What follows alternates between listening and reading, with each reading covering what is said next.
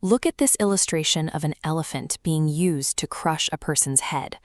This was the visceral, brutal reality of justice and capital punishment under native rule in the early 19th century. When the British assumed control of these territories, they didn't find a functioning justice system to take over.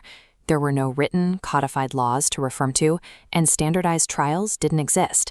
Justice was simply whatever local magistrates or customs dictated on any given day. The forces tasked with maintaining order functioned as unorganized military units. The men in these ranks received no specialized police training and were often plagued by gross corruption, frequently using their authority for personal gain rather than public safety. The colonial administration faced an immediate structural crisis. The primary threat to public order came directly from their own enforcers. They were completely unchecked, heavily armed, and totally unpredictable. To fix this, administrators drafted rough and ready codes of justice. As we can see in this historical record, these efforts eventually produced the Indian Penal Code of 1860. The text here explains how this single document was designed to clearly define and prescribe a punishment for almost every conceivable crime. Defining a crime is only half the battle. They also needed strict rules for the enforcers. That requirement led to the Criminal Procedure Code in 1862. Looking at the bottom of this page, the text explicitly defines a cognizable offense, dictating exactly when an officer was legally permitted to act. Notice that specific phrase, arrest without a warrant. By clearly stating which crimes required a magistrate's approval, the code finally placed strict legal boundaries on police power. It also established severe penalties for any officer caught abusing that authority. On paper, these codes provided the theoretical framework for a modern justice system, but on the ground, they hit a practical wall.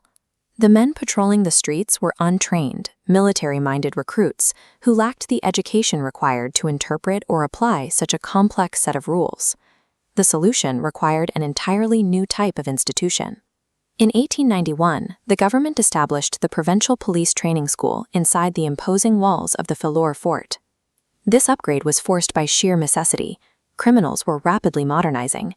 With the expansion of railways and the wide availability of bicycles, thieves could commit a crime and cross jurisdictional lines in a matter of hours. The old static guard units simply couldn't keep up. The Phillour Fort replaced basic military drills and musketry practice with a rigorous academic curriculum. Recruits sat in classrooms to study the complexities of the penal code, departmental procedures, and the emerging science of criminal identification. To maintain any semblance of order in this rapidly industrializing society, physical force was simply no longer enough. The state recognized that their enforcers had to evolve from brute force guards into analytical detectives. As part of this new approach, the school established a criminal museum. Reading from the Academy's historical records, the museum was stocked with articles and appliances used in burglary, empty bombshells, and a large variety of poisons. It served as a hands-on laboratory. Instructors used these confiscated items, everything from crude homemade weapons to highly intricate counterfeiting dyes, to teach recruits how to work backward. By studying the tools, a student learned how to reconstruct the specific methods and mindset of the person who used them. The training also involved extensive practical simulations. The Academy organized elaborate dramatic performances, setting up mock crime scenes where recruits had to actively investigate actors playing suspects, victims, and difficult witnesses. This unprecedented level of preparation marked the true birth of modern police methodology in the entire Punjab region. Instead of waiting for violence to break out and reacting with force, these early officers were systematically studying the anatomy of crime itself. Even with this advanced training, detectives faced a massive administrative hurdle. In a vast, largely uneducated population, false personification was rampant. A repeat offender could simply give a different name in the next town over, and there is almost no way to prove their true identity.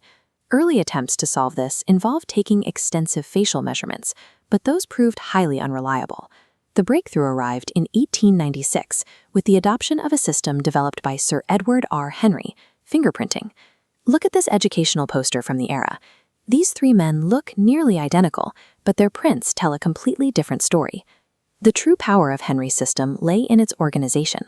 By classifying prints into primary categories like arches, loops, and whorls, the the police could systematically sort through hundreds of thousands of records. Using this new classification method, the Bureau could sift through a massive physical archive and accurately trace a suspect's true identity in just 5 minutes. This securely anchored a person's legal identity to immutable biological data that could not be forged or talked away. Austen see exactly how far the police had evolved by looking at a specific case from 1914. Ironically, a silver cup was stolen straight from the library of the police training school itself.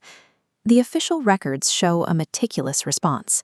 Investigators didn't rely on interrogations or informants. Instead, they carefully collected and reassembled 19 scattered pieces of broken glass. Right there on the reconstructed pane, they found a latent impression of a palm. Tracking the case to the next page, the records show the Bureau photographed and enlarged that impression. They compared it against their files and found a direct match to a bugler currently in training. Faced with the physical evidence, he confessed immediately. Consider the scale of that transformation. Just 60 years earlier, justice in this region was a chaotic, violent spectacle handed down without trials or evidence. Now, officers were solving simple property thefts by piecing together shards of glass to find invisible ridges of sweat. In just over half a century, the Punjab police replaced the arbitrary violence of the executioner's elephant with the systematic study of criminal science. This shift from brute force to forensic evidence established the professional standards that still define modern law enforcement.